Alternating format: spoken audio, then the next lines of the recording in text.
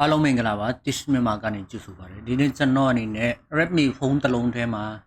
အရန်အကြီးပါတဲ့ setting တွေကိုတင်ပြမှာဖြစ်ပါတယ်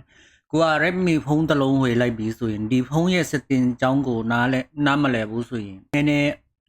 ခက်မမီဘူးပေါ့နော်ကျွန်တော်တို့အနေနဲ့ဖုန်းတစ်လုံးကိုဘယ်လိုသုံးရမလဲ Redmi ဖုန်းထဲမှာအကြီးကြီးတဲ့ setting တွေကိုဘယ်လိုအသုံးချမလဲဆိုတဲ့အကြောင်းကိုကျွန်တော်တင်ဆက်သွားမှာဖြစ်ပါတယ်။ကျွန်တော်အနေနဲ့ပထမဆုံးပြောချင်တာက Redmi Note 12 Pro ကျွန်တော်သုံးတာတနည်းလောက်ကြပါပြီ။ဒီထဲမှာကျွန်တော်ပထမဆုံးအရန်ကြိုက်တဲ့ဒီ Redmi MIUI ထဲမှာ setting တစ်ခုကတော့သူ့ရဲ့ overlay feature ဖြစ်ပါတယ်။ဥပမာဖြစ်ကိုက Facebook ကိုဗီဒီယိုကိုဖွင့်လိုက်ပြီ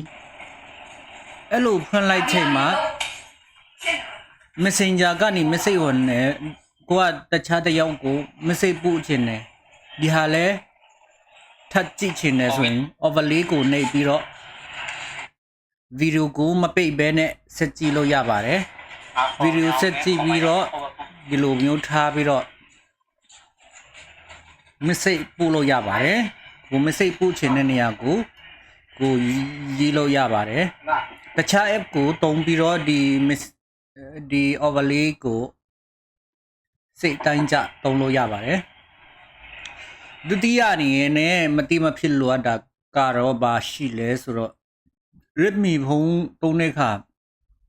နည်းနည်းဖြစ်တတ်ပါတယ် Home Secret ပြဿနာဖြစ်တတ်ပါတယ်ဒီပြဿနာကိုဘယ်လိုဖြေရှင်းရမလဲဆိုရင်ကျွန်တော်အနေနဲ့ setting ထဲမှာတွားပြီးတော့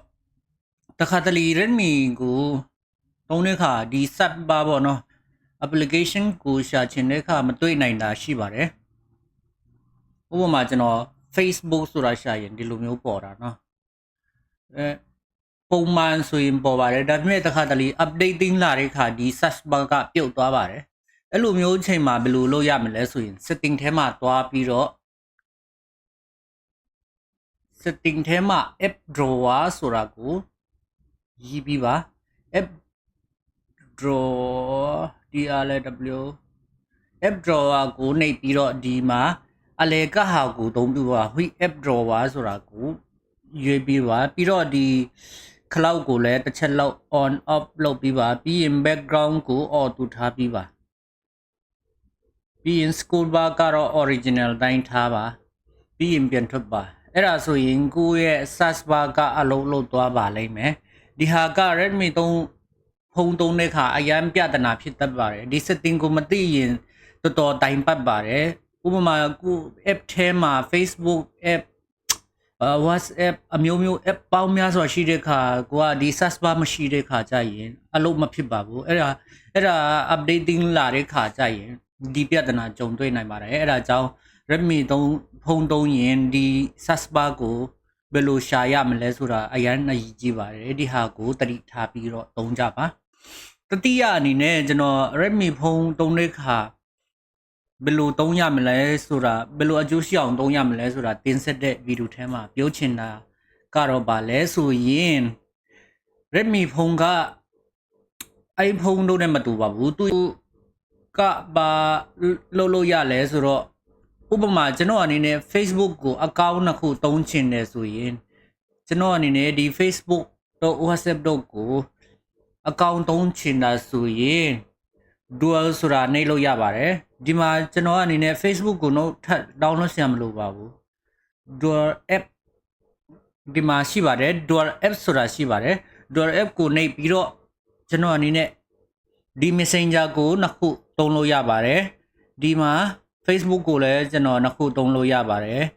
Instagram ကိုလည်းနှစ်ခုသုံးလို့ကိုသုံးချင်တဲ့ application ကိုဥပမာဖြစ်ကျွန်တော် Viber တစ်ခုပဲသုံးထားပါတယ် Viber ကိုနှစ်ခုသုံးချင်တယ်ဆိုရင်ဒီ dual app ထဲမှာ open လိုက်ရင်ကျွန်တော် account ထဲမှာကျွန်တော်ဖုန်းစည်းကမ်းထဲမှာ Viber နှစ်ခုရှိလာမှာဖြစ်ပါတယ်ဒီက original Viber ဒီမှာကျွန်တော်ခုနက dual app ထည့်ထားတဲ့ Viber ဖြစ်ပါတယ်ဒီနေရာမှာကျွန်တော်အနေနဲ့တခြား account Facebook account ဖြစ်ဖြစ်တခြားဖုန်းနံပါတ်ဖြစ်ဖြစ်သုံးပြီးတော့ account ဖွင့်လို့ရပါတယ်ဒီလိုမျိုး app တွေက iPhone တို့ဘာဖုန်းတို့မှာမရနိုင်တဲ့ app တွေဖြစ်ပါတယ်အဲ့ဒါကြောင့်ကို Redmi ဖုန်းကိုဝယ်လိုက်ပြီးဆိုရင်ဒီဖုန်းထဲမှာဘယ်လိုမျိုး setting တွေရှိတဲ့လဲကိုတိထားတဲ့နယ်ပေါ့အဲ့ဒါကိုလေ့လာကြပါအားလုံးကြည့်ယူတင်ပါတယ်ကျွန်တော်ရဲ့ channel ကို subscribe မလုပ်ရသေးဘူးဆိုရင် subscribe ပြီးဖို့ဖိတ်ခေါ်ပါတယ်ကြည့်ယူတင်ပါတယ် bye bye